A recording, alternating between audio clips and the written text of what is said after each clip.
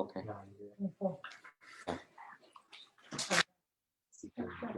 Oh, wow.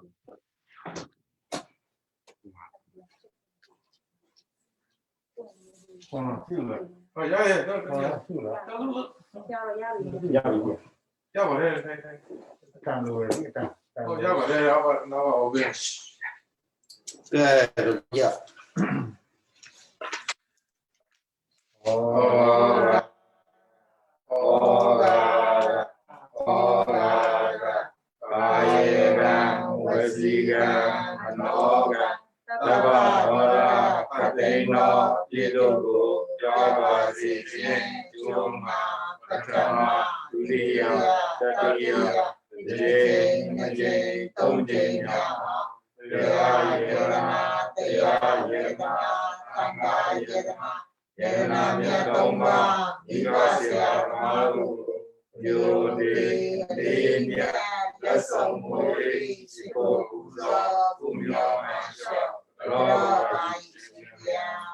Chico Buzo Umyo Manlio Doja Gungo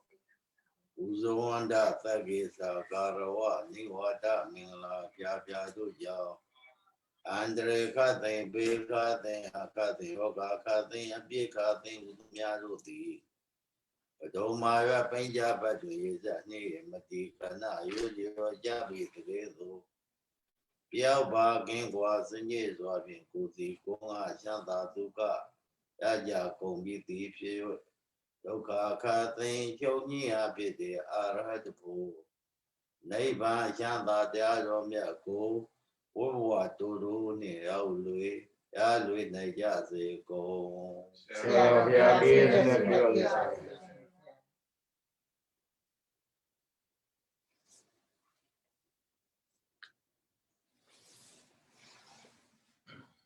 Tea Chicken Seiko Winjade Pata Yogi Parita Piti Tudos in Bodo Patan se lebisi tega. Edu bisi taba aramana bisi taba. Adibadi bisi taba. Anandra bisi taba. Tamanandra bisi taba. Bahazada bisi taba. Inya minya bisi taba. Pau pinabaya. Abong penapa pitogi no. Ay penapa hobby na. Now la me Sauja le Jado. The Patan Punapisi, Dape, Gauchadue. Patan Nase Punapisi, Patan Punapisi, my body. Louis, a Dape, Machine Melinda do. Ningong Shobido, Obame. Dinedo, Inya Minya, Pesigo, Sabido, Hoja, Najaya. Enya menya busy odi Sadaro Ganda Arubino Enya menya busy na busy o Sadaro Mabuda Enya menya busy na busy o Augandi Gane Namaruba Enya menya busy na busy o Arubino na bigumbo Sadaro Leva Gumbo Kanda with nothing, Kanda with nothing, Kara, Winya Uzwado, Levado, Kanda Roti. Enya, Menya, Jin, Bahazada busy, na Bahazada busy, Pin. Busy, Uba Karoko, Kauzo, Mazue, Jizu, Juda, Bavedo, E. Sadaro leva gumbo mahabuda padui dezo padui abo dezo wayo sade da leva dodi enya menya achin enya menya bisi na enya menya bisi pin bisi yo upagara ko kauzo mtui Jesu buda bawe organic petita de igala tiga miabi ngawa kanda de jopia do causa pausa do nama rupa yodia nadia rudi inya minya chin inya minya pisi na inya minya pisi pin pisi yo ubaga ko causa madwe jesu tuda ba be inya minya pisi inya minya pisi tema Naganda leba go lebe, Tazada pisitema, a jay chimbia gave baby. A do bed the water coop, dibe. Enya minya pisina, Tazada busy, a go to do the water coop deal of mud. Oga di canezo da patita de tidejinga, Eudea Nadia Pipon. Eudea Nadia Pilla bone, Enya minya busy, Ogo, Nami. Nango yomi atudu pit. Sadaro Mahabudalo Zuralebe Padawi Avo Dezo Wayo Daji Leba. Tabana Daba Ajin Amende Bubido Enyaminya Pacific. Jesu Bude Soda. They did Shinkiva. Sodo Nyalebe the Padawi Avo Dezo Wayo so de Leba. I Leba go. Onyedo Adi Witho Pama Soda Suachi. The Daji Lebago Adi Witho Pama Soda Dedanado Ayasui. But we are both Tezo Wayoso de Telebago, Muji Lego Na, Upama, Baby do Paji, Uromiaji, Odarachi. Ludiaye Kanago Tema. Yaleba Pausu Tade, Kandago Sodaro, Thibi. Onyedo Sabe Abua Mesui. Sadu Mahabude Gada, Imada Gayada, Adi was now. Sadu Mahabude Gada, but we are both Dezo, Wayo Sade. Daji Lebado E Pausu Yapieto. Imada Gayada Tuzumaga. Kukandai, Adi was an Amdiba woman got told that they ma ordered it. Delebalo soda the through the border through Pit the Adoyo, Deluco. Sabawan Dare Titi Datu. Through the Bawa de Kanago Dema Pinedao, Deluco. But we that the Bawa she needed. Abo that the Bawa she needed. Tezo that the Bawa she needed. Wayo that through the Bawa that through Ludiawi Kanago Dema appear what she. But we that the Abbey Gombe Sui. But we that below she the lay Sui. Nasi. Only do Diana Preta. Only Josa Banza, Nalon Twin Bido. Jobe de Diao, a day chat Nalon. Adi Mother Mega Yega Loma Naga Danda the Zo. Palido, I don't detect it. That you are calling your piano, Mesuye. Sabe Nale de Poco de Lado. A Kyushi Mapo, Kudo Yamapo. Sabe the bomb about Namale de Poco Jado. Ayuelo, your mamma the that, Pine Mapo. They are all Pogo, they are Piade Pogo Soda. Sumiata Silo, that's ကျွန်းလိမ်မာလို့တရားပြတာသို့တော့ဘသူကိုပြတယ်လေ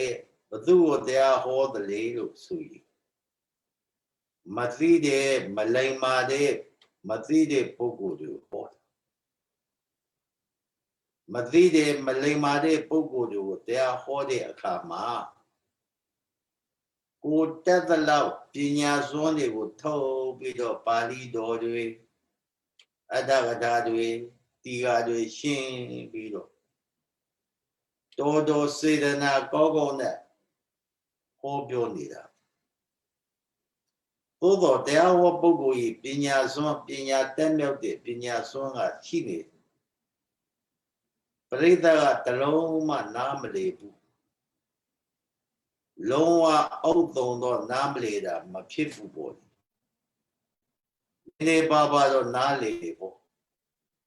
ဘောမပေါက်ဒီလိုတရားနာပရိသတ်တွေဒီတရားနာနေပြီဆိုရင်ဓမ္မသဝနာဆိုတဲ့ကုသိုလ်တော်ရတယ်အသိဉာဏ်မပေါက်ဘူးအကျိုးမများဘူးမှတ်အကျိုးမများဘူးကုသိုလ်တော်ရအကျိုးမများဘူးကုသိုလ်ရရုံတရားနာတာမဟုတ်ဘူးအဓိကတော့ဘာကြောင့်တရားနာလဲခန္ဓာနဲ့ပတ်သက်ပြီးတော့အသိဉာဏ်ဖြစ်ပေါ်လာအောင်ခန္ဓာနဲ့ပတ်သက်ပြီးတော့သိထိုက်တဲ့တရားတွေကိုသိအောင်လို့တရားနာဝိပဿနာနဲ့ပတ်သက်ပြီးတော့ရှုမှတ်တဲ့အသိဉာဏ်တွေဘလို့ရှုမှတ်ရသလဲခန္ဓာမှာအတိတ်အနာဂတ်ပိစုပန်ကာလ3ပါးထဲကပိစုပန်ဆိုတဲ့ကာလကိုဘလို့ဖြစ်ပေါ်လာတဲ့ပိစုပန်ဆိုတဲ့ကာလထဲမှာဖြစ်ပေါ်လာတဲ့ဥနာတွေကိုဘလို့ရှုမှတ်ရမှာလဲဘလို့ရှုနည်းနဲ့ရှုမှတ်ရမှာလဲဆိုတာကိုဒီလိုသိအောင်လို့စိတ်ထဲမှာရှင်းအောင်လို့တရားနာဟောတဲ့ပုဂ္ဂိုလ်ကတခါတည်းပညာသပါနဲ့ဟောတယ်တကယ်ကိုစေနာပြေဝနဲ့ဟောပညာတက်သလောက်သာအကုန်လုံးထုတ်ပြနိုင်မယ်ဆိုလို့ရှိရင်သမုဒ္ဒရာကြီးတနေ့ကပြောခဲ့သလိုပေါ့အမတန်ကြေပြန့်လာတဲ့ပိဋကသုံးပုံသမုဒ္ဒရာကြီးကြေပြန့်တဲ့ဘုရားတရားတော်မြတ်ကိုဘယ်သောခါမှဟောလို့လေပြီးမှာမဟုတ်ဘူးဘယ်သောခါမှနာလို့လေပြီးစိတ်မှာမဟုတ်နားလေမှာမဟုတ်သမုဒ္ဒရာကန်းဆက်မြင်လိုက်တော့အဖြစ်ဒါသမုဒ္ဒရာကြီးပဲတော်တော်ကြည်တာပဲပြီးလိုက်ရင်ပြီးနေတဲ့ကိစ္စဒါကြောင့်ဘုန်းကြီးပြောရှင်တာကတရားပြနေတဲ့ပုဂ္ဂိုလ်တွေတရားဟောနေတဲ့ပုဂ္ဂိုလ်တွေပရိသတ်ကိုပညာသားမပြပါနဲ့ဒီတော့ပရိသတ်ကိုသိအောင်နားလေအောင်သိတဲ့နားလေတဲ့စကားလုံးတွေနဲ့နားပေါက်တော့အောင်ပြောဖို့ဟောဖို့သိရကြပါသို့တော့ပါဠိတော်တွေဆိုတာတော့ပါသိတဲ့နေရာမှာပါမှာပေါ့အထာဂတာဆိုတာလေပါသိတဲ့နေရာမှာပါပြီးတော့ပြမှာပေါ့လေပို့ကပြီးတော့အဲ့ဒါလိုပြတဲ့နေရာမှာလေးပဲနားလေအောင်သဘောပေါက်အောင်ပရိသတ်နားဝင်တော့အောင်နှလုံးသားထဲမှာလက်ခံနိုင်အောင်ပြောတဲ့ဟောတဲ့ဖို့အရေးကြီးတယ်ဆိုတာကိုပြောလို့ရပဲရှိစေတယ်ဒီတော့ပထဝီဓာတ်20ထဲကပါဠိတော်ဘုန်းကြီးရောမပြတော့ဘူးเนาะလက်ရှုပြီးတော့အသေးချာမှတ်တာဘုန်းကြီးတို့တရားနာပရိသတ်ပေါ့သူတော်ကောင်းတို့ခန္ဓာကိုယ်မှာရှိတဲ့စံပင်ဒီလေးပဲပထဝီဓာတ်တစ်ခုပဲနံပါတ်1စံပင်နံပါတ်2မွေးညှင်းအမွေးကလေးတွေပေါ့လေဟိုတကူလုံးမှာပေါင်းနေတဲ့အမွေးကလေးတွေမွေးညှင်းလို့ခေါ်အဲ့ဒါလေးပထဝီဓာတ်ပဲနံပါတ်3လက်သေးရှည်သေးဟာလေပထဝီဓာတ်ပဲမာတဲ့သဘောရှိတဲ့အတွက်ကြောင့်ပထဝီဓာတ်ပဲ三边也不也来得去的也那边累，三边不也来得去的那边累，做啊包做熬做哎呀不注意点呗，那边啊哎个来呗不注意点呗，哎都哎吧哎呀不注意点呗，看那个碰到的哎的，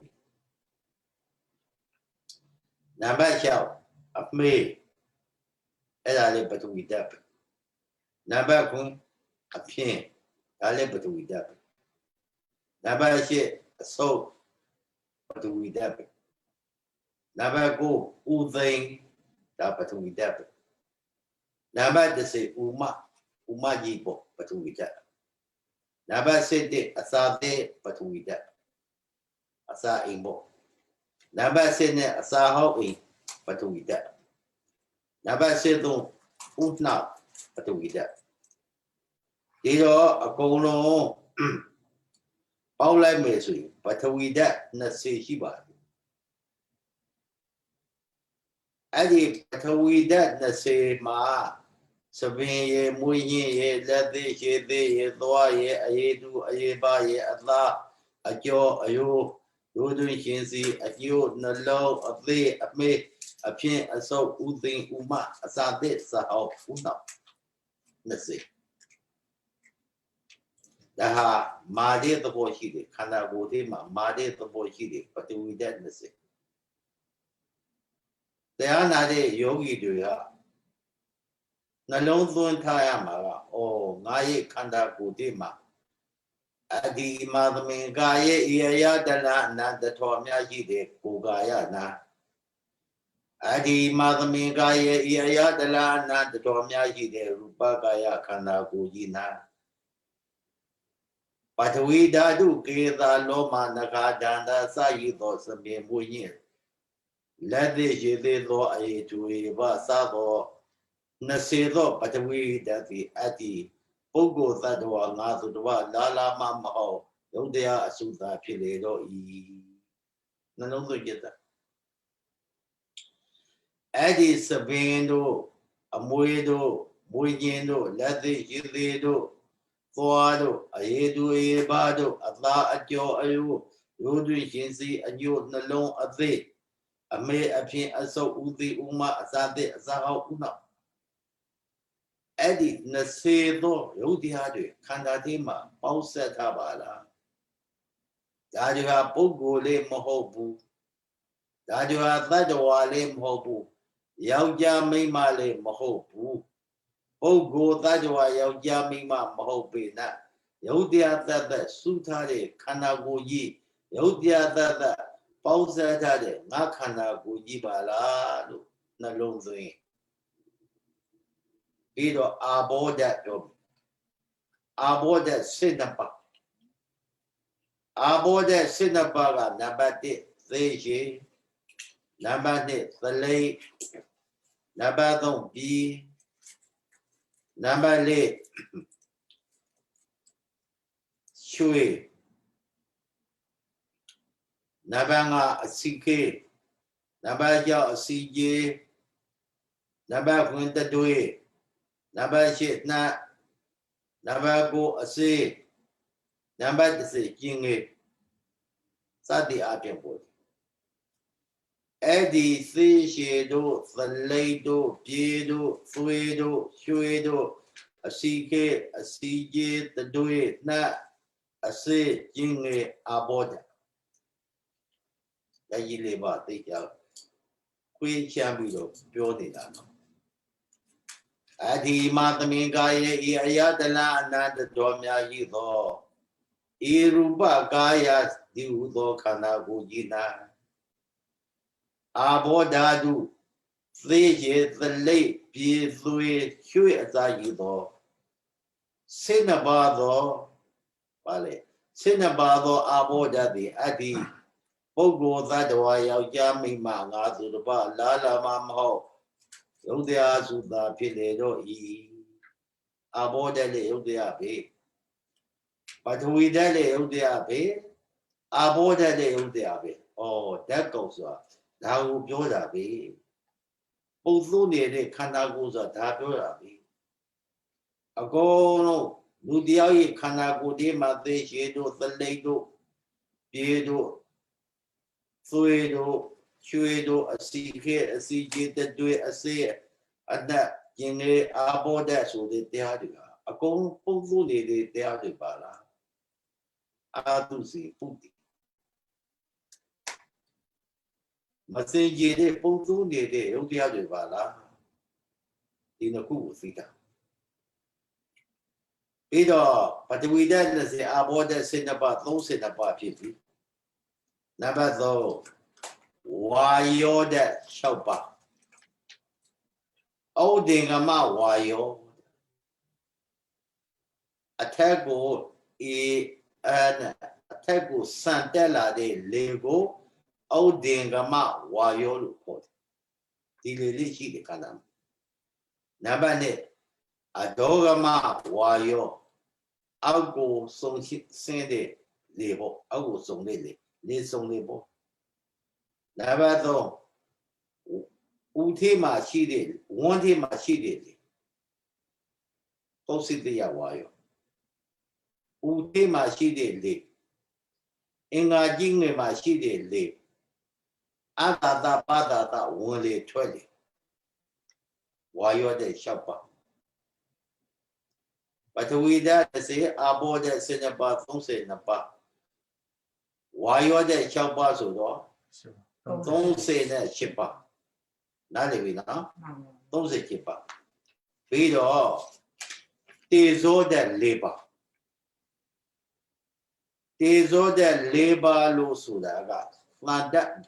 ဇီရဏတေဇောဇီရဏတေဇောဆိုတာဟာလေခန္ဓာတစ်ခုလုံးမှာဘယ်နေရာစမ်းကြည့်ကြည့်ဘယ်အချိန်ပဲစမ်းသက်လက်နဲ့ကြည့်ကြည့်စိတ်နဲ့ပဲကြည့်ကြည့်ဉာဏ်နဲ့ပဲကြည့်ကြည့်ပေါ့ပူနွေးပြီးတော့နေသည်ငယ်ထိုက်ကနေပြီးတော့ရှေပြားသည်ပူနွေးပြီးတော့နေတာဇီရဏတေဇောဒီတေဇောမရှိရင်လူဟာသေတတ်ဇီရဏတေဇောမရှိဦးကြည့်လူဟာအေးဆက်ပြီးတော့သိပြီးအခုဘုန်းကြီးတို့တရားဂမတို့ယောဂီတို့အသက်ရှင်နေတာဇီရဏတေဇောကြောင့်အသက်ရှင်နေခန္ဓာတစ်ခုလုံးဥဒ္ဓမတေဇောအခိုးငွေ့တွေဖြစ်နံပါတ်1သာဒပနတေဇောအပူလွန်တဲ့တေဇောတချို့ဖြားပြီးတော့ဖြားကြည့်ပြီးတော့အပူလွန်တော့ရရှိတယ်ဖြားကြည့်ပြီးတော့အပူလွန်ပြီးတော့တခါချင်းနဲ့တကူလုံးအပူတရားကတရား၆တရား၈တရား၉စသည်အဖြစ်ပေါ်အပူလွန်တော့အဲ့ဒါသန္တပနာပါစကတေဇောပါစကတေဇောဆိုစားလိုက်တဲ့အစာအာဟာရတွေကိုစားလိုက်တဲ့အစာအာဟာရတွေကိုဝမ်းမီနဲ့တစ်ခါရှစ်လိုက်တဲ့အခါကျတော့အစာသစ်အင်္ဂါနေပြီးတော့အစာဟောက်အင်ကိုပြောင်းပြီးတော့ကျင်ကြီးကျင်နေဖြစ်တော့အဲ့ဒါပါစကဝမ်းတွင်မှာရှိတဲ့အခုငွေတဟတေဇောလောင်ကျုံအပူရှင်ပြင်းပြီးတော့သေတော့သူတယောက်ညှိုးနှောတော့တဟဆိုတဲ့မင်းလောက်ပူတဲ့တေဇောတဲ့၄ပါးအဲ့တော့အကုန်လုံးပေါက်လိုက်တော့40နဲ့ဘလောက်2ပါးပထဝီတေဇောအာဘောဝါယောဆိုတဲ့42ပါးတော့ဓာတ်ကောင်းသေရှိရနှလုံးသွင်းရင်ပုဂ္ဂိုလ်လေးမဟုတ်သတ္တဝါလေးမဟုတ်ယောက်ျားမိန်းမလေးမဟုတ်ပရမတ္ထသဘာဝနဲ့ကြည့်လိုက်မယ်ဆိုအသက်ကောင်လေးမဟုတ်အတ္တကောင်လေးမဟုတ်ဓာတ်ကောင်သတ္တပဲဓာတ်ကောင်သတ္တပြန်ပြီးတော့ပြောပါမယ်အဲ့ဒီဓာတ်ကောင်ဆိုတာ ဖယားရှင်ကိုရောမြတ်ကြီးကအာတိဝိသောပမသုတ်တန်လေးမှာဘလို့ဟောတယ်မွေကြီး၄ကောင်နဲ့ဟောပါဥပမာပေးပြီးမွေကြီး၄ကောင်နဲ့တူတယ်တဲ့ဒါ၄ပါးပထဝီဓာတ်တစ်ပါးအာဘောဓာတ်တစ်ပါးသေဇောဓာတ်တစ်ပါးဝါယောဓာတ်တစ်ပါးဓာတ်ကြီး၄ပါးမွေကြီး၄ကောင်နဲ့အဲ့ဒီမွေကြီး၄ကောင်ကပြင်းထန်တဲ့အစိတ်ရှိခန္ဓာကိုယ်ထဲမှာအထက်အောက်ဆုံးပြီးတော့သွားတယ်ဒုက္ခန္တာကိုယ်တို့ပြန်ပြီးတော့နှလုံးသွင်းကြည့်နော်အော်ငါရဲ့ခန္ဓာကိုယ်ထဲမှာအမတန်အစိတ်ပြင်းတဲ့မွေကြီးလေးကောင်ရှိနေပါလားအမတန်အစိတ်ပြင်းတဲ့မွေကြီးလေးကောင်ဓာတ်ကြီးလေးပါရှိနေပါလားပထဝီဓာတ်မွေပထဝီဓာတ်မွေတိုက်လို့ရှိခန္ဓာတစ်ကိုယ်လုံးတောင့်တင်းပြီးတော့မလုံနိုင်မရှားနိုင်ဖြစ်သွားဘိနောဆရာတွေကပထဝီဓာတ်ပြက်လို့သေတယ်လို့ပြောပါအတော်အတန်ကျမ်းမာရဲ့မကောင်းတဲ့အခါမှာခန္ဓာကိုယ်တောင့်တင်းပြီးတော့တစ်ခါတည်းလာတယ်မလုံရင်မကြိုက်ရင်ဘူးလက်ချေဓာတ်တို့ခြေထောက်တို့ခြီတို့ကြွားလို့မကောက်ဘူးဆိုအဲ့ဒါပထဝီဓာတ်ပြက်နေတာပဲပထဝီဓာတ်မွေကြီးကိုက်တယ်အာဘောဓာတ်မွေအာဘောဓာတ်ကမွေနဲ့တူတယ်ဥပမာပေးတာပါလေသေရေတို့သလိတ်တို့ပြေတို့များနေလို့ရှိတာအာဘောမွေပြက်နေတာအာဘောဓာတ်ပြက်နေတာအာဘောဓာတ်မွေကိုက်နေတေဇောအဂိမုခမွေလို့ခေါ်တယ်ပေါ့ပါဠိထားတယ်တေဇောတဲ့အပူရှင်ပြင်းလာတဲ့အခါကျတော့ဖြားတယ်ကောင်းမတူနိုင်ဘူးခန္ဓာတစ်ကိုယ်လုံးညီရပြီးတော့အပူရှင်တက်နေပြင်းလူမသူမတော့မသိတော့အာဘောဓာတ်မွေကိုက်အတေဇောဓာတ်မွေကိုက်တယ်နောက်နံပါတ်၄ဝါယောလေဓာတ်ဆိုတဲ့ဝါယောဓာတ်ကိုကိုက်လိုက်တော့ဘာဖြစ်လဲတခါတည်းဝါယောဓာတ်ပြည့်တော့တဲ့အခါကျတော့လေပြတ်တယ်လက်မလုံးနိုင်ဘူးရှည်မလုံးနိုင်ဘူးတချမ်းသေးတော့တယ်တခါတည်းအဲ့ရပေါ်မှာဆင်းပြီးတော့ဝါယောလေဓာတ်ပြတ်တယ်ဝါယောဓာတ်ကိုကိုက်တယ်ဒီတော့ဒီဓာတ်ကြီး၄ပါး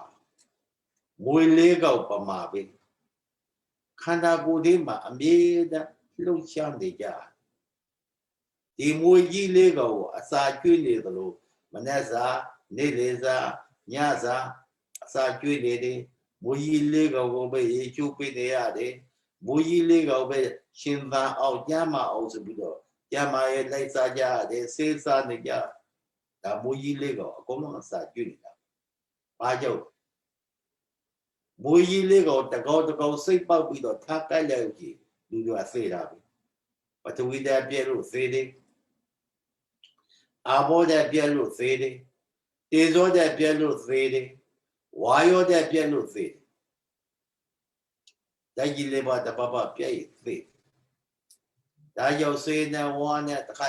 ကြာနာမွေကြီးလေးကောင်ကိုအစာကျွေးနေရတယ်အဝတ်ဆင်ပေးရတယ်အေးတဲ့ကအနှွေးနဲ့နှွေးတဲ့အခါပူတဲ့အခါအေးစသည်အပြင်ပြုပြင်ပေးရတနေ့သုံးရင်အစာကျွေးနေရအစာစားခြင်းနဲ့ကျွေးနေရဝိပဿနာကိုထင်နေရဒီတော့ဒီဘွေကြီးလေးကိုကဘလောက်ပဲစောင်းရှောက်ပြူစုပြီးတော့ပူဇော်ပတ်တာနေ냐တော်လေးပဲတချင်းမှာဒီမွေကြီးလေးကစိတ်သက်ဖောက်ပြန်လာပြီးတိုက်ဒီလိုယောက်ျားမိန်းမသေသောဒါဟုတ်ခန္ဓာကိုယ်ကဘာနဲ့တူသလဲဆိုရင်မွေကြီးလေးကခိုးအောင်တဲ့တောင်ကြီးနဲ့တူပါတယ်ဘုန်းကြီးတို့ငယ်ငယ်တုန်းကတခုမှတ်ထားစေဝကဘာစရောဘုရားကြီးကတရားဟောတယ်ဗျာမွေကြီးလေးကောင်ဆိုပါကလေးတောင်ကြီးလေးတော့ mỗi tàu gì lê đầu số mỗi gì lê đầu số và để tàu gì ngã đầu khổ âu đấy khả năng ngã ba thế mà đấy bà thằng vi à bộ tê số vào yo đại gì lê ba mỗi gì lê cao nè tụ đấy đại gì lê ba cái tàu gì ngã lông mà khổ âu này đấy số đâu ai đi số đó cái đi lên ngã lên nè đấy bị khổ thôi chỉ thế thôi yo về đến na tiền nhà tiền khá là vi nhà số đấy khả năng ngã ba khả năng ngã ba cái tàu gì ngã lông nè tụ ba đấy mỗi gì lê cao số à bà thằng vi à bộ tê số vào yo đại gì lê ba nè tụ ba đi đại gì lê ba mà biết mà xí à đại gì lê ba biết xí rồi ta ba ba đó đại biết xí rồi lúc hiện đủ à xí ra mà biết xí ao lúc này bây giờ biểu du ya de biểu thầu ya de khả năng của nó bắt đầu từ đó ta khá de ấy chỉ mà anh nuôi u de chỉ mà ấy sao đi à biết lúc bây giờ de sao tao chơi bây giờ de à đi u du biểu lên bây giờ chả mà ông này bây giờ de xí sao bây giờ và bố này à biết biểu mấy số mỗi gì lấy cái biểu du sao kiểu này à de要加路呗有一面那种啊嘛个。哦，我都得看他的五个手机，我一那个手电在那边过后呢，你到一天嘛过后呢的，在一那边我都话解决面路呗，啊，啥东西啥主要的，我搞我先我不要的，不得看那边头一的呢啊来下他的，一的个不得呢啊，啥子啊片，但是弄那包面做，那包面做。ဒီခန္ဓာကိုယ်ကြီးကိုပြုစုနေရတဲ့ဒုက္ခပါလားမွေကြီးလေးကောင်ကိုဘလောက်ပဲပြုစုနေရတော်တဲ့ပဲတနေ့တစ်ချိန်မှာဒီမွေကြီးလေးကောင်တကောင်သောမွေကအစိတ်ပြင်းထန်ပြီးတော့ကြိုက်လိုက်လို့ရှိသိတာပဲဒီဥပမာကိုအာတိဝိသောပမသုတ်တာတဲ့လာတဲ့ဥပမာပါဒီတော့ပထဝီအာဘောတေဇောဝါယောဆိုတဲ့ဓာတ်လေးပါဓာတ်လေးပါလေးပါစလုံးဟာဒုတိယတွေပဲနန္တရားမပါဘူးဒီတဲ့ပထဝီဓာတ်20ကလည်းယုတ်တရားပဲ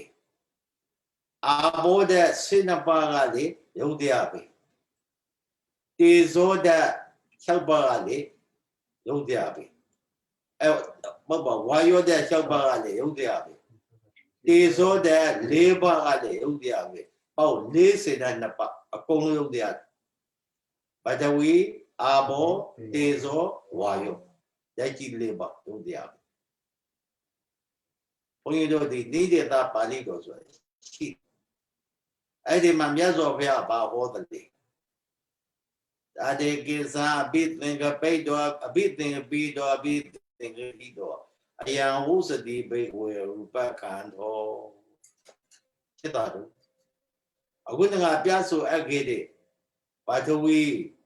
တေဇောအာဘောဝါယောဆိုတဲ့ဓာတ်ကြီး4ပါးအကုန်လုံးပေါင်းစုလိုက်တော့အဲ့ဒါဘူတရုပ်4ပါးယုတ်တရားတွေပဲ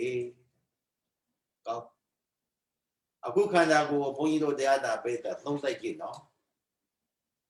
မိမိသူတစ်ပါးနှစ်ဦးစလုံးကိုကြည့်မိမိခန္ဓာကိုယ်လေးပဲဒီဓာတ်ကြီး4ပါးကိုစူးစူးဆက်ဆက်တရားကိုနှလုံးသွင်းတဲ့ပုဂ္ဂိုလ်ဓာတ်ကမ္မထံကိုနှလုံးသွင်းတဲ့ပုဂ္ဂိုလ်မှာအာဓာတ်ကောက်ပါပဲမွေကြီးလေးအောင်နဲ့တူတဲ့ပထဝီအာဘောတေဇောဝါယောဓာတ်ကောက်ပါပြီလို့သိယုတ်တရားပဲလို့သိတရားကိုနှလုံးမသွင်းအာမထုတ်ဘူးတဲ့ပုဂ္ဂိုလ်ကမိမိကိုလည်းပဲမိမိဒီလေးကိုပျောက်တော့ပြီရိုက်ကြီးလေးပါလေပျောက်တော့ပြီစိတ်ထဲကဟောဒီခန္ဓာကိုယ်ရုပ်ကုန်ကြီးကိုဘာလို့ဒီငါအတ္တငါကန္တာပြီအတ္တလို့ဒီသူတစ်ပါးကိုကြည့်လိုက်စမ်းဘာသမီးမိဖာဆွေမျိုးအသက်အဝိုက်ဘသူကိုပဲကြည့်ကြည့်အတ္တဒါလေးပဲမိမိရောသူတစ်ပါးရောတစ်ခုစလုံးဟာအသက်ကောင်းလို့ထင်နေကြသာသမီလည်းအသက်ရှိတာပဲ မိဖလည်းအသက်ရှိတာပဲငါလည်းအသက်ရှိတာပဲတူတူပဲဟောအသက်ကောင်လို့ထင်တလောကလုံးလူတွေမြင်သမျှလူတွေအသက်နဲ့လူလုံးနေကြတာပဲလောကစကားတော့ပြောရတယ်အသက်နဲ့လူလုံးတာပဲအချက်နဲ့လူလုံးတာမဟုတ်ဘူးလို့ပြောကြအချက်နဲ့လူလုံးတယ်အသက်နဲ့လူလုံးတာမဟုတ်ဘူးလို့ပြောကြဒီတော့လူတဲ့ကြည့်လူတယောက်ကတယောက်ကိုကြည့်အသက်ရှိတယ်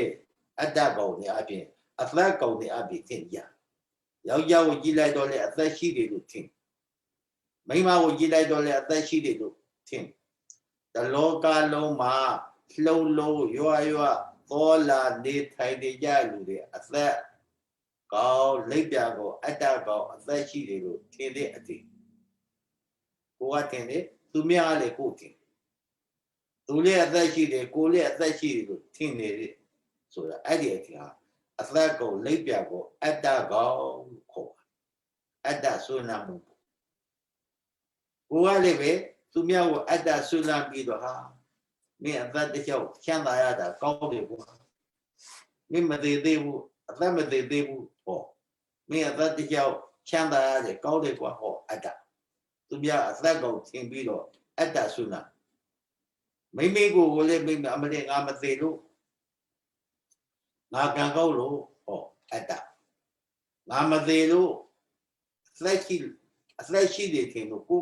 အတ္တနဲ့ဆွေးတယ်သူတစ်ပါးကိုလည်းအတ္တနဲ့ဆွေးတယ်မိမိခန္ဓာကိုလည်းအတ္တလို့အသက်ကောင်လို့ထင်တယ်အသက်ရှိတဲ့အကောင်လို့ထင်တယ်လူတိုင်းပါပဲဘုဒ္ဓဇေဘုမြတ်ဒီလိုပဲထင်ရတာဒီတော့ဒီအတ္တဟာဘေကပေါက်ပေါ်ပြီးတော့လာတယ်လေအတ္တဘေကစပြီးတော့ဖြစ်လာတယ်လေစဉ်းစားအတ္တဆိုတဲ့တရားဒီဘေကပေါက်ပွားပြီးတော့လာတယ်လေဆိုတော့လူတယောက်ရဲ့ခန္ဓာကိုယ်ထဲမှာအတ္တဖြစ်တဲ့နေရာရှောင်းနေရာရှိမှတ်ထားနော်အတ္တဖြစ်ပေါ်တဲ့နေရာရှောင်းနေရာရှိမျက်စိတနေရာနားတနေရာနှာခေါင်းတနေရာရှားတနေရာကိုယ်တနေရာစိတ်တနေရာမိမိရဲ့ခန္ဓာကိုယ်ထဲမှာမျက်စိနားတာလျှာကိုယ်စိတ်အတ္တဖြစ်နိုင်တဲ့နေရာရှောက်နေရာကောင်းပြီမျက်စိအကြည်ဓာတ်ဘုန်းကြီးတို့တရားနာပရိသတ်မျက်လုံးတစ်လုံးမှာအကြည်ဓာတ်ကလေးရှိသံကောင်းလောက်ရှိတယ်အကြည်ဓာတ်မျက်လုံးအိမ်တဲ့အလေးတိမှာအကြည်ဓာတ်ကလေးရှိသံကောင်းလောက်ရှိတယ်အကြည်ဓာတ်အဲ့ဒီအကြည်ဓာတ်ရုပ်ရှိတဲ့အတွက်ကြောင့်အဲ့ဒါသိနိုင်တယ်ပေါ့မြင်သိနိုင်တယ်ပေါ့မြင်သိတယ်ဆိုတာဒီအပြင်ကအဆင်းအာယုံတွေကိုဒီအကြည်ဓာတ်မှာလာထင်တဲ့အတွက်ကြောင့်သိတာသားကိုမြင်တယ်သမီးကိုမြင်တယ်အိုးမြင်တယ်အိမ်မြင်တယ်တိုက်တာမြင်တယ်ကားမြင်တယ်ဆိုတာအဲ့ဒီအပြင်ကအာယုံဟူသမျှမျက်လုံးအကြည်ဓာတ်ထဲမှာထင်လာတဲ့အတွက်ကြောင့်သိစိတ်ပေါ်လာနားလေပြီနော်အပြင်ကအကြည်ဓာတ်အပြင်ကအာယုံဟူသမျှမျက်လုံးအကြည်ဓာတ်ထဲမှာလာထင်လာတဲ့အတွက်ကြောင့်သိနိုင်တဲ့စိတ်ပေါ်လာအဲ့ဒီသိနိုင်တဲ့စိတ်ပေါ်လာတော့ဘလို့ထင်လဲအတ္တဆိုတဲ့သဘောနဲ့ထင်တယ်ငါမြင်တယ်အတ္တငါအသံကြားတယ်အတ္တငါအနန္တန်တယ်အတ္တငါရသစားတယ်အတ္တငါတွေးကြည့်တယ်အတ္တငါစိတ်ကူးတယ်အတ္တပြည့်စုံအဲ့ဒီမြင်တဲ့ကြားတဲ့နားတဲ့စားတဲ့တွေးကြည့်တဲ့စိတ်ကူးကြံစေတဲ့ငါလို့ထင်နေတဲ့အထင်ဒီအတ္တဘုသူစေဆိုတဲ့ဒုသတ္တဝါတွေမှာဒီလိုအတ္တနဲ့ဘယ်သူမှမလွတ်ကြဘူးအနေရှိတယ်အများရှိတရားထုတ်တဲ့ ပုဂ္ဂိုလ်တွေကြတော့တရားကိုနှလုံးသွင်းတဲ့အခါငါမဟုတ်ပါလားပုဂ္ဂိုလ်သတ္တဝါယောက်ျားမိန်းမမဟုတ်ပါလားယုတ်တရားနံတရားတွေပဲမျက်လုံးအကြည်ဓာတ်ထဲမှာအစင်းထင်တဲ့ယုတ်တရားသိတဲ့စိတ်ကနံတရားနာအကြည်ဓာတ်ထဲမှာအစင်းထင်တဲ့ယုတ်တရားသိတဲ့စိတ်ကနံတရားယုံနံတရားတွေပါလားလို့နှလုံးသွင်းပြီးနှလုံးသွင်းပြီးတော့နေတဲ့အခါအတ္တခဏပြုတ်နေတယ်အတ္တကွာနေတယ်နှလုံးမိလို့ရှိရင်နှလုံးမသွင်းမိတဲ့လူတဲ့မှာဒီအတ္တငါမြင်တယ်ငါကြားတယ်ငါနားတယ်ငါစားတယ်အတ္တဖြစ်တာတရားကိုနှလုံးသွင်းတဲ့ပုဂ္ဂိုလ်ကတော့အနေအချင်းယုံနာကိုနှလုံးသွင်းတဲ့အတွက်ကြောင့်အတ္တကွာအပြင်ကအစင်းရဲ့အသံရဲ့အနံ့ရဲ့အရသာရဲ့အတွေ့အထိစိတ်ကူးကြစေပေါ့အဲ့ဒါကိုငါမြင်တယ်လို့ငါကြားတယ်လို့ငါနာတယ်လို့ငါစားနေတယ်လို့ငါသိနေတယ်ငါထိနေတာလို့ငါသိနေတာလို့အဲ့ဒါစိတ်ကူးကြံစေတဲ့မြတ်ငါလို့အသိနဲ့သိတာဒီအတ္တဖြစ်ပေါ်တဲ့နေရာပြီးမျက်လုံးကဖြစ်တယ်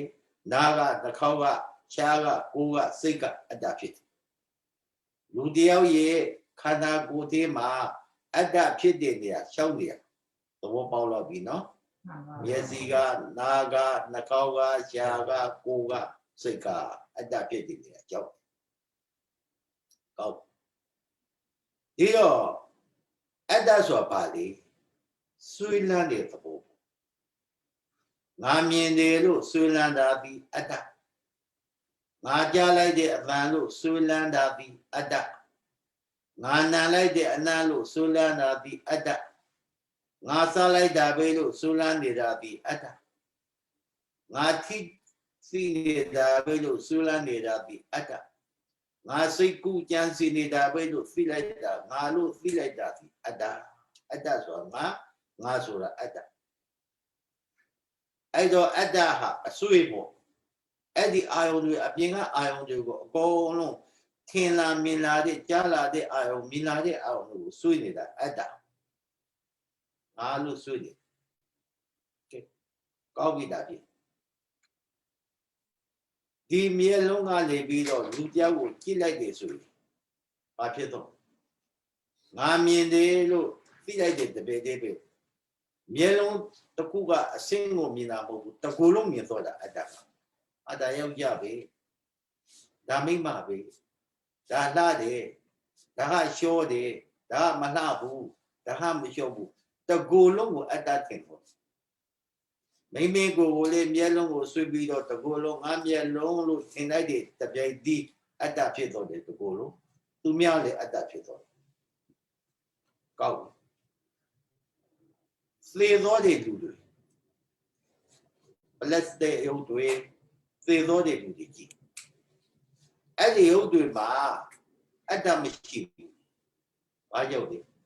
စက္ကုပ္ပတာဒဆိုအကြည်တတ်မရှိတဲ့အတွက်ကြောင့်သူတို့မှာအတ္တမရှိဘူးအလားပြင်ဆိုင်တွေမှာအယုတ်တွေတွေ့ရတယ်ပေါ့ဘက်ကတည်းမှာအယုတ်တွေအများကြီးသူနဲ့တူတဲ့အယုတ်တွေအများကြီးတွေ့ယုံငနေအဝေးကကြည့်လိုက်ရင်လူလို့ထင်ပေမဲ့အနာကြည့်လိုက်တော့လူမဟုတ်သူတို့ကသိလိုက်တဲ့တရားရှိသလားဆိုမရှိဘူးဘာကြောင့်မရှိတာလဲအတ္တမရှိဘူးသူတို့မှာမြင်တဲ့စက္ကုပ္ပတာဒအာယုံမရှိတဲ့အတွက်ကြောင့်အတ္တမရှိဘူးအဲ့ဒီဟုတ်တယ်ကဲလူသေးကောက်ကြည့်လူတယောက်သေခါစားစက္ကုပ္ပတာဒမြင်လို့လုံးဝပြတ်တော့ပြီးရှုပ်တော့တဲ့အတွက်ကြောင့်ဘသူလာငုံကိုဘသူလာပြီးတော့အနာထိုင်ပြီးတော့ပြောအတ္တမရှိတော့ဘူးအတ္တဖြစ်တဲ့နေရာကမရှိတော့ဘူးမျက်လုံးကအတ္တဖြစ်เสียမရှိတော့ဘူးနာကနှာခေါင်းရှာကိုကအတ္တဖြစ်เสียမရှိတော့ဒီဘဝမှာသူအတ္တမရှိတော့တို့မျက်လုံးနာမျက်စိနာနှာခေါင်းရှာကိုယ်စိတ်အကုန်လုံးရှင်းပန်းနေတဲ့ပုဂ္ဂိုလ်ဘာသာရအကြည်တတ်ရှိတဲ့ပုဂ္ဂိုလ်အတ္တရှိတယ်ငါမြင်တယ်ငါကြားတယ်ငါသိတယ်ငါနားတယ်ငါစားတယ်ငါသိတယ်အတ္တအမြဲတမ်းအတ္တရှိဒီတော့ကောင်းပြီအတ္တက ဆွေးလန်းနေတဲ့အတွက်ကြောင့်ကိုအသက်ရှိတယ်လို့ထင်တယ်အမှန်ကတော့သမုဒိသစ္စာနဲ့အပြည့်ပြောမယ်ဆိုလို့ရှိရင်ဒီကိုယ်လုံးမှာရှိတဲ့ယုတ်တရားတွေဟာအတ္တလို့ထင်ပေမဲ့ဒီတကယ်တော့အတ္တမဟုတ်ဘူးယုတ်တရားတွေပဲဖြစ်သမုဒိသစ္စာနဲ့အပြည့်ယောက်ျားမိန်းမလူနတ်လို့ခေါ်ထားတာမှန်တယ်ပရမတ်အနေအချင်းကြည့်မယ်ဆိုတကူလုံးဟာယုတ်တရားပဲတကူလုံးမှာရှိတဲ့ယုတ်တရားတွေပဲအတ္တဆိုတဲ့တရားလုံးဝမရှိဘူးဒီတော့ဒီယုတ်တရားကိုဘုန်းကြီးတို့တရားနာပရိသတ်ကဝိပဿနာရှုမှတ်တဲ့အခါမှာဘယ်လိုရှုမှတ်ရမှာလဲဘုရားရှင်ကိုရောမြတ်ကြီးကကမ္မထာ2မျိုးရှိတယ်ပေါ့ယုတ်ကမ္မထာ1မျိုးနာကမ္မထာ1မျိုးကမ္မထာတရား2မျိုးရှိများသောအားဖြင့်နာကမ္မထာဆိုတာဝေဒနာသင်ညာသင်္ခါရဝိညာဉ်ခံစားမှုဝေဒနာပတ်သက်မှုသင်ညာစေစောမှုစေတနာသိမှုဝိညာဉ်နာခန္ဓာ၄ပါးကိုနတ်တွေဗျမတွေအတွက်ပြဟောနတ်တွေဗျမတွေအတွက်နာခန္ဓာ၄ပါးဟောလူသားသတ္တဝါတွေအတွက်ဒုက္ခန္တာဟောဒါကြောင့်ဘုန်းကြီးတို့အတ္တကဘာပြောသလဲဘဂဝါယိရူပကမ္မထာနံကတိတောသင်္ခေပဝေဒနာဝဝိထာရဝတေနဝသဒုဓာတုဝဝဌာနာဓမ္မဒေသေတိလူသားယောက်ျားမိန်းမတွေကိုတရားဟောမယ်ဆိုအများဆုံးပါဟောတယ်သဒုဓာတုဝဝဌဆိုတဲ့ဓာတ်ကြီး၄ပါးကိုပိုက်ရှာတဲ့ယုတ်တရားကိုသာဘုရားဟောလေးဟောတာများလူသားသတ္တဝါတွေအတွက်တရားနာမယ်တရားအထုတ်ပဲဆိုယုတ်တရားကိုအဓိကထားပြီးတော့ဟောတာများပါကဲယုတ်တရားကိုအဓိကထားပြီးတော့ဟောတော့တရားနာပရိသတ်ယုတ်တရားကိုသိနေတဲ့ယုတ်တရားကိုဝိပဿနာရှုတော့ဘယ်လိုရှုမှတ်ရမလဲလူတို့ဤစိတ်ထဲမှာရူပအတ္တတော့သမနုပါဒတိ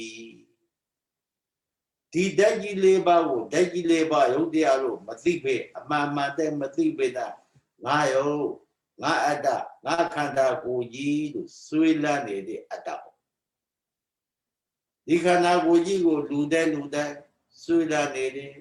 ဒီခန္ဓာကိုယ်ကြီးကိုလူတဲ့သာယာနှစ်သက်နေတယ်ဆွေးလန်းနေတဲ့အတ္တဆိုရှိတရားရှုမှတ်တယ်ဆိုတာဒီအတ္တဆိုတဲ့တရားအစွေးပြောက်သောအဝေရှုမှတ်တာအစွေးပြောက်သောလို့ရှိရင်ဘာဖြစ်ဒိဋ္ဌိကွာအစွေးဆိုတာဒိဋ္ဌိပဲတရားရှုမှတ်တယ်တရားရှုမှတ်ခိုက်တယ်ဆိုတာအစွေးပြောက်သောအဝေတရားရှုမှတ်ခိုက်တာတတ္တဝါတွေမှာငါလို့ဆိုတဲ့အစွေးရှိယုတ်တရားကိုလည်းငါယုတ်လို့ဆွေးနေတဲ့အတ္တဝေဒနာခံစားမှုကိုလည်းငါဝေဒနာလို့ဆွေးယူနေတဲ့အတ္တ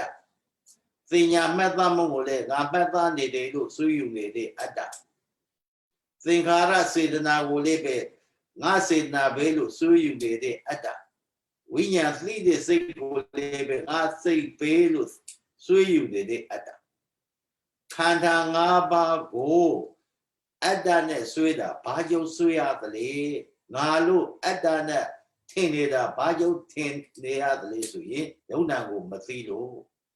ပရမတ္ထသစ္စာဆိုတဲ့ယုံနာကိုမသိတဲ့ပုဂ္ဂိုလ်တိုင်းလူတိုင်းယောက်ျားမိန်းမတိုင်းဒီတဲ့ပဲဆွေးရမှာပဲငါလို့ဆွေးရမှာပဲ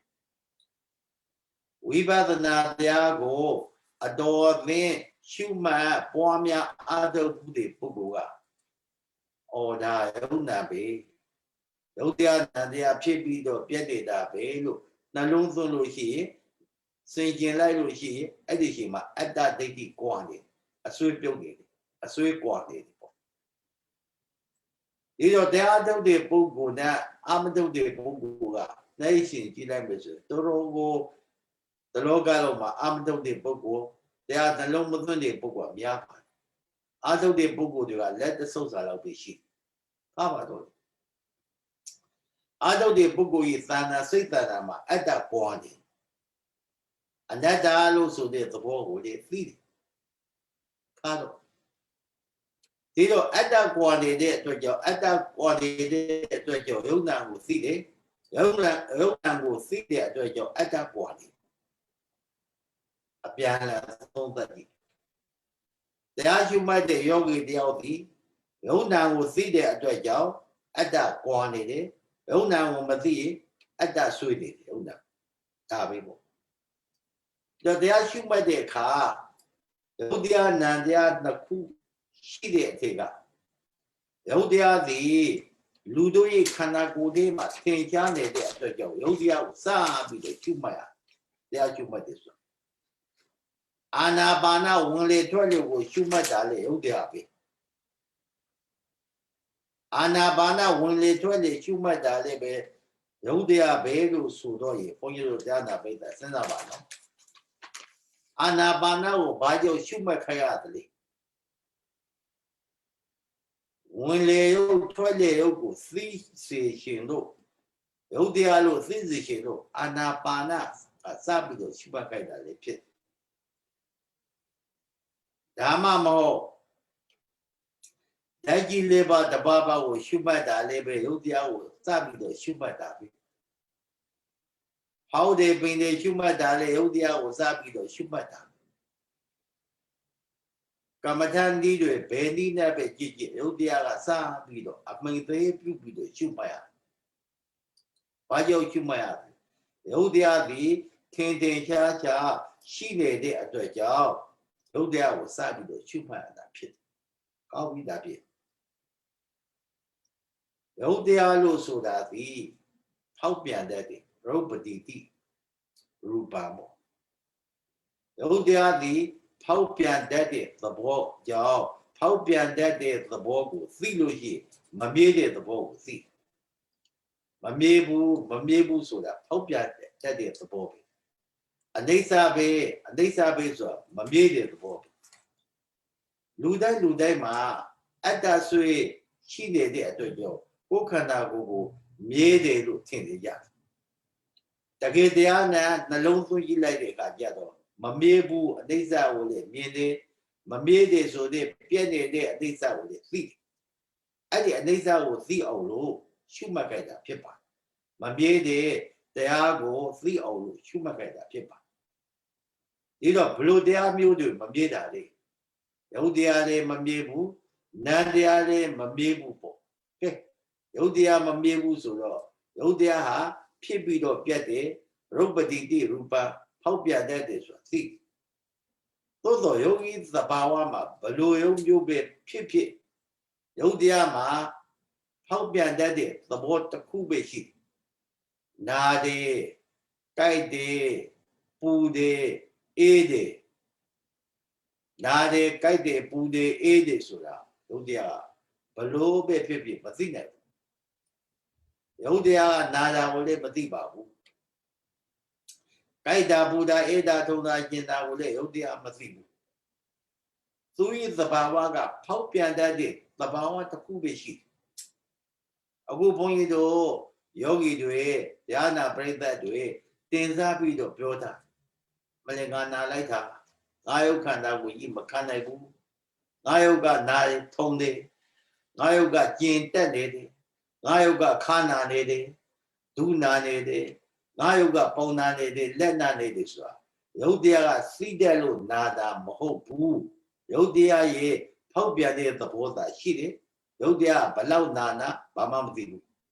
စဉ်းစားသိတယ်ယုတ်တရားဘလောက်ကြိုက်ကြဘာမှမသိဘူးယုတ်တရားဘလောက်ကြောင်းဘာမှမသိဘူးသိတာဘယ်သူလဲစင်ညာသင်္ခါရဝိညာဉ်ဆိုတဲ့တရားတွေကသိတာနာတရားလေးပါသိတာစင်ညာမှတ်သားတဲ့တရားသင်္ခါရစိတ်စောတဲ့တရားဝိညာဉ်သိတဲ့တရားသိတဲ့စိတ်ဖြစ်လို့ရှိရင်သင်္ခါရစင်ညာသင်္ခါရလည်းအကုန်လုံးတပေါင်းတည်းသိကြတယ်စေတသိက်စိတ်နဲ့အတူတူဖြစ်လို့ တင်ညာလေးပါတယ်သင်္ခါရလေးပါတယ်သိတယ်စိတ်ပါသိတာကစိတ်ဖောက်ပြန်နေတာရုပ်လို့ပြောတာဘုန်းကြီးတို့တရားနာပိဋကရုပ်တရားသည်သူ့သဘာဝတဲ့သူဖောက်ပြန်တတ်တာဟုတ်တယ်သို့တော့နာတယ်ကြိုက်တယ်ပူတယ်အေးတယ်ဆိုတာသူ့မှာခံစားချက်မရှိဘူးရုပ်တရားဘလောက်နာဘလောက်ကြိုက်ဘာပဲဖြစ်ဖြစ်သူမှဘာမှမသိတတ်ဘူးသူဟာဖောက်ပြန်တတ်တဲ့သဘောတစ်ခုပဲဥမှာရှိတယ်နာတာလည်းမသိဘူးကြိုက်တာလည်းမသိဘူးပူတာအေးတာထုံတာကျင်တာမသိဘူးဒီလိုဆိုရင်တရားရှုမှတ်တဲ့ယောဂီတယောက်တည်းတရားထိုင်ပြီးတော့တရားရှုမှတ်တဲ့ကနာတယ်ကြိုက်တယ်ပူတယ်အေးတယ်ရုပ်တရားကသိနေတဲ့အသိမျိုးနဲ့မထင်လည်းပါရုပ်တရားဟာဘာမှသိတတ်တဲ့သဘောမဟုတ်ဘူးဒုက္ခနာကဖြစ်ပေါ်တဲ့သဘောသာဖြစ်ပါတယ်ရုပ်တရားရဲ့သဘောကဖောက်ပြန်တတ်တဲ့သဘောပဲရှိတယ်သူဘာမှမသိဘူးသူနာတာလည်းမသိဘူးကြိုက်တာလည်းမသိဘူးပူတာရတာလည်းမသိဘူးသိတာကဝိညာဉ်သင်္ခါရသင်ညာသင်္ခါရဝိညာဉ်ဒီတရားသုံးပါသိဒါကိုကိုယ်ပြောက်သိဖို့ကောင်းပြီအဲ့ဒီတရားရှုမှတ်တဲ့ပုဂ္ဂိုလ်ဟာဝေဒနာကိုရှုမှတ်တဲ့အခါမှာနာဂန္ဓာ၄ပါးတည်းမှာခံစားမှုဝေဒနာပေါ့ဒီခံစားမှုဝေဒနာကိုရှုမှတ်တဲ့အခါမှာသုခဝေဒနာဥပေက္ခဝေဒနာနှစ်ပါးကြည့်ဒုက္ခဝေဒနာ၃ပါးပေါ့ဒုက္ခဝေဒနာနောက်ဆုံးထပ်ပြီးတော့ပြောထားတာအဲ့ရှိစေတော့ဒုက္ခဝေဒနာလို့ဆိုတာကနာကျင်ကြိုက်ခဲ့တတ်တဲ့သဘောကိုဒုက္ခလို့ခေါ်တယ်နာတယ်ကြိုက်တယ်ထုံတယ်ကျင်တယ်အေးတယ်ပူတယ်ဒါဒုက္ခဒီဒုက္ခဝေဒနာကခံစားချက်တစ်ခုပဲရှိတယ်နာတာကိုခံစားတယ်ကြိုက်တာပူတာအေးတာခံစားတယ်မခံနိုင်ဘူးခံနိုင်တဲ့ဒုက္ခဝေဒနာသုခနဲ့ဥပေက္ခဝေဒနာကြတော့တရားရှုမှတ်တဲ့ယောဂီပုဂ္ဂိုလ်တွေဒါလေးတော့သိတာသုခဝေဒနာဥပေက္ခဝေဒနာကြတော့သုခဆိုတာရှမ်းတာလေဥပေက္ခဆိုတာဥပေက္ခဆိုတာလေးကိုရှုအလေလက်ပေါ့တကယ်သုခနဲ့ဒုက္ခကြသုခနဲ့ဥပေက္ခကြတော့ဒုက္ခဝေဒနာကိုခံစားမှုပြင်းပြင်းထန်ထန်မရှိဘူး။ဘာကြောင့်လဲရှမ်းသာနေတဲ့ကရှမ်းသာတဲ့အာဝဏနစ်မွန်ပြီးတော့နေဥပေက္ခအာဝဏနစ်မွန်ပြီးတော့နေခံစားချက်တော့ရှိတယ်ဒုက္ခဝေဒနာပြင်းပြင်းထန်ထန်မသိတတ်ဘူးဒုက္ခဝေဒနာကခန္ဓာကိုယ်ထဲမှာဖြစ်ပေါ်တဲ့ဆဲတဲ့တရားဟူသည်များအကုန်သိတယ်သူကနာတာကြိုက်တာအကုန်လုံးပေါ့ဒီတရားထိုင်တဲ့ကဘိုးတော်ထင်ရှားတဲ့အဲ့ထင်ရှားပြီးတော့သိနေတဲ့အသည့်ကဒုက္ခဝေဒနာကိုခံစားနေတဲ့ဒုက္ခဝေဒနာကိုသိတယ်သိပေါ့ဝိတာပြီအဲ့ဒီဒုက္ခဝေဒနာကိုသိတိုင်းမသိစိတ်နဲ့သိနေတယ်မသိစိတ်နဲ့သိနေတဲ့အခါဒုက္ခဝေဒနာတစ်ဆက်တည်းတစ်လုံးတည်းတစ်ခေတည်းလားမဟုတ်ဘူးဒုက္ခတစ်ခါခံစားလိုက်ပြတ်သွားလိုက်ဒုက္ခတစ်ခါပေါ်လိုက်ခံစားလိုက်ပြတ်သွားလိုက်ဒုက္ခတစ်ခါပေါ်လိုက်ခံစားလိုက်ပြတ်သွားလိုက်ဖြစ်တာလေဒုက္ခပဲပြတ်တာလေဒုက္ခခန္ဓာကိုဘာမှမကောင်းဘူးဆိုသိထင်ကြဖြစ်တာကဘာလဲဒုက္ခဖြစ်လာဒုက္ခမေဝဥပိသမာနာနံဒုက္ခမေဝနိရောဇတိပါဠိတော်ဒုက္ခဒီတဲ့ဆိုတာဘုန်းကြီးတို့တရားဓမ္မတို့ခန္ဓာကိုယ်ထဲမှာဖြစ်ဒုက္ခပြတ်ဒုက္ခဖြစ်လာတာဘယ်သူလဲဒုက္ခနှစ်ပါးပြတ်သွားတာဘယ်သူလဲဒုက္ခနှစ်ပါးပဲဖြစ်လာတာလဲဒုက္ခနှစ်ပါးဒုက္ခပဲပြတ်သွားတာလဲဒုက္ခနှစ်ပါးဒုက္ခပဲဖြစ်ဒုက္ခပြတ်ဒုက္ခအဲ့ဒီဖြစ်ဒုက္ခပြတ်ဒုက္ခကိုအနိစ္စလို့ခေါ်တယ်။ဟောဖြစ်တာပြတ်သွားတယ်။ဟောဒါအနိစ္စဆိုတာဘာလဲမမြဲတာမမြဲတယ်ဆိုတာဘာလဲဖြစ်ပြတ်သွားတာအနိစ္စပဲ ဒီအနေစာကိုဖြစ်ပြသွားတဲ့အနေစာကိုမြင်အောင်သင်အောင်သိလာတဲ့ရှုမှတ်လာတဲ့ကသိလာဘာတစ်ခုမှမမြင်ဘူးအကုန်လုံးလောကမှာဖြစ်ပြီးတော့ပြည့်နေတဲ့တရားပဲလို့သိလိုက်လို့ရှိသိတိုင်းမှာအတ္တကွာနေအတ္တမပါဘူးအတ္တကွာတဲ့အသိနဲ့သိနေသိတဲ့မှာအတ္တဆိုတဲ့ငါဆွေးမပါတော့ဘူးသူသဘောတည်းသူဖြစ်ပေါ်လာတဲ့အနိစ္စသဘောပဲဖြစ်ပြီးတော့ပြတ်တော့တာပဲငါမှမရှိပဲဆိုတဲ့အသိအတ္တကွာတဲ့အသိဖြစ်တယ်အတ္တကွာတဲ့အသိဖြစ်နေတော့ရင်ဘုန်းကြီးတို့အနတ္တဘယ်လိုမြင်မလဲအာသမိကတ္ထေနဆိုကြပါစို့အာသမိကတ္ထေနပိုက်ရှင်မရှိဒီဖြစ်ပြနေတဲ့တရားဖြစ်နေတဲ့တရားဘယ်သူပိုက်တယ်ဘယ်သူမှမပိုက်ဘူးဘုန်းကြီးတို့တရားမသိခင်တော့ကိုယ်ခန္ဓာကိုဖြစ်နေတာကိုငါဖြစ်နေတာပဲငါဖြစ်နေတယ်ဆိုတာငါပိုက်တယ်လို့ထင်တာငါခန္ဓာကြီးဖြစ်နေတာပဲငါခန္ဓာကြီးပြည့်တော့တာပဲဆိုတာငါထင်တယ်ငါထင်တယ်ဆိုတာငါပိုက်တယ်လို့ထင်လို့ပြောနေတာအတ္တမိကတ္ထေနတကယ်တော့တရားအလိုအချင်းကြည့်မစို့ပိုက်ရှင်မရှိဘူးဖြစ်နေတာလည်းပိုက်ရှင်မရှိဘူးပြည့်နေတာလည်းပိုက်ရှင်မရှိဘူးဒီခန္ဓာငါပိုက်တယ်ငါစိတ်တယ်လို့မထင်လိုက်ပါနဲ့ဖြစ်တဲ့တရားမှလည်းပိုက်ရှင်မရှိတဲ့အနတ္တပြည့်သွားတဲ့တရားမှလည်းပိုက်ရှင်မရှိတဲ့အတွက်ကြောင့်အနတ္တအနတ္တဆိုတာဒါပဲဘူးဖြစ်တဲ့တရားမှဘယ်သူမှမပိုက်ဘူးဖြစ်တဲ့တရားသည်ယုံတာပဲပြည့်တဲ့တရားသည်ယုံတာပဲယုံတာကိုဘယ်သူမှမပိုက်ဘူးမဆိုင်ဘူးပိုက်ဆိုင်မှုမရှိတဲ့အတွက်ကြောင့်အနတ္တကိုအဲ့လိုမြင်တာအဝဒနာတေနအနတ္တဘာတော့အဝဒနာတေနအနတ္တဆိုတာကိုဖြစ်ခြင်းလို့မဖြစ်ဘူးကိုဖြစ်ခြင်းလို့မဖြစ်ဘူးအနတ္တပိုက်ဆိုင်မှုမရှိတဲ့အတွက်ကြောင့်သူ့သဘောတည်းသူသာဖြစ်နေတယ်ကိုကဒီလိုဖြစ်စေကိုကဒီလိုပြည့်စေလို့ကိုခိုင်းသလိုမရဘူးကိုဖြစ်ခြင်းသလိုလည်းမဖြစ်ဘူးအဲ့ဒါအနတ္တဝိပဿနာတရားတို့တဲ့ယောဂီဒီအနိစ္စကိုရှင်းရှင်းလင်းနဲ့မြင်တယ်သိတယ်ဆိုလို့ရှိရင်အနတ္တကိုလည်းပိုက်နဲ့သိတော့တယ်အနတ္တသိလို့ရှိရင်အတ္တမိမာနသမုဂ္ဂတာမာနရဲ့ကွာဒါကြောင့်တရားထုတ်တဲ့ပုဂ္ဂိုလ်တွေကအဓိကအချက်ကအတ္တကွာအောင်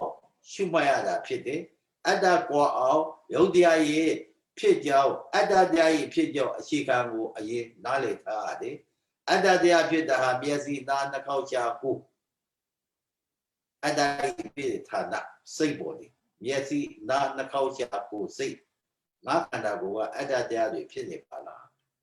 ဘာကိုကြောက်ပြီးတော့ဖြစ်တယ်အစင်းအသာအနတ်အယတာအတွေ့အထိဓမ္မယ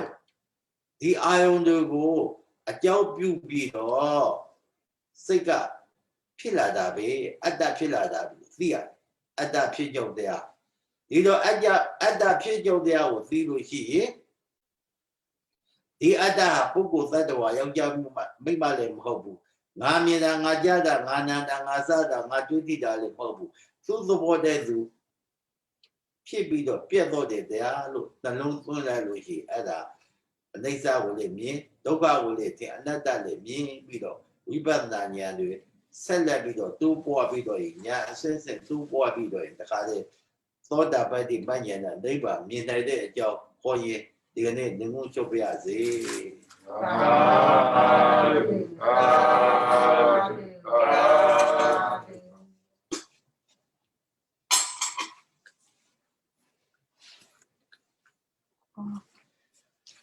ဒါကြည့်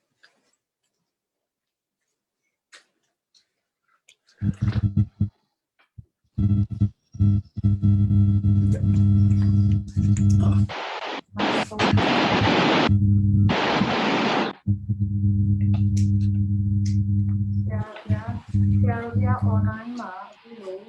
Zoom နဲ့တရားပြတာကိုဓမ္မပူဇာပူဇင်တဲ့သူများရှိပါတယ်ဗျာအမှားဆုံး ကိုအောင်ကျော်စိုးနဲ့မနီနာမိသားစုမှာဒေါ်လာ100ဒီစီတီမှာဒေါ်လာ100အန်တီလိန်လိန်မှာဒေါ်လာ300ဦးစောဝင်းဒေါ်ကြီးချိုမိသားစုမှာဒေါ်လာ100ကိုသက်နိုင်မခင်မမဇော်မိသားစုမှာနဝကာမနဲ့ဓမ္မပူဇာစုစုပေါင်း330လူတန်းပါတယ်ခင်ဗျာအားလုံးဒါလို့ခေါ်လိုက်ရအောင်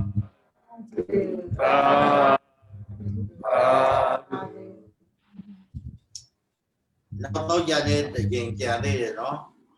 သင်္ကုန်းရှုပ်ပြီးတော့ဟောပါမယ် ဓမ္မဗျာ ပြီးရင်တပတ်နာပါမယ်အနည်းဆုံးတပတ်နာပါမယ်ဆရာဆေးတိုးဆရာရှိလို့ပါ စိတ်ကနာလို့